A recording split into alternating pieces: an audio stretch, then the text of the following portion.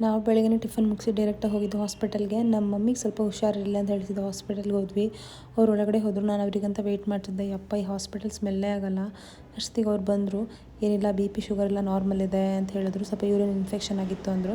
ಹಾಗೆ ಮೆಡಿಕಲಿಗೆ ಸ್ವಲ್ಪ ಬರ್ಕೊಟ್ಟಿದ್ದು, ಅಲ್ಲಿಂದ ಹೋಗ್ಬಿಟ್ಟು ಒಂದು ಟ್ಯಾಬ್ಲೆಟ್ ಎಲ್ಲ ತೊಗೊಂಡಿದ್ದೆ. ನಾವು ಹೋಗಿದ್ದು ದೇವಸ್ಥಾನಕ್ಕೆ, ನಮ್ಮೂರಲ್ಲಿರೋ ಕಳಶೇಶ್ವರ ಟೆಂಪಲ್ಗೆ. ತುಂಬ ದಿವಸ ಆಗಿತ್ತು ಅಂತ ಹೇಳ್ಬಿಟ್ಟು ಹೋದ್ವಿ.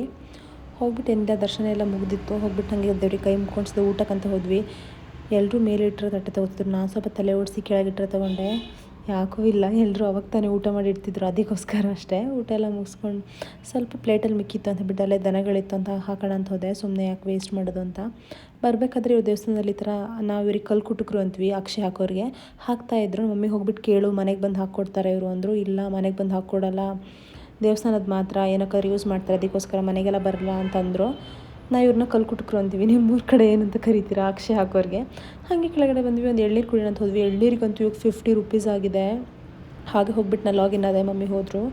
ಮಾರ್ಕೆಟ್ ಅಂತೂ ಫುಲ್ ಪ್ಲಸ್ ಆಗಿತ್ತು. ಅದರಲ್ಲೂ ನಾನು ತೊಗೊಂಡಿದ್ದ IFCI ಅಂತೂ 16% ಮೇಲೆ ಹೋಗಿತ್ತು. ನನಗಂತೂ ಫುಲ್ ಖುಷಿ ಆಯಿತು. ನನಗಂತೂ ಏನಿಲ್ಲ, ಅದೊಂದು 10 ರೂಪೀಸ್ ಲಾಭ ಆಯಿತು. ಸಿಕ್ಕಾಬಡೆ ಖುಷಿ ಆಯಿತು ಮಾತ್ರ. ಹೋಗ್ಬಿಟ್ಟು ಐಸ್ ಕ್ರೀಮ್ ಬೇರೆ ತಿಂದೆ.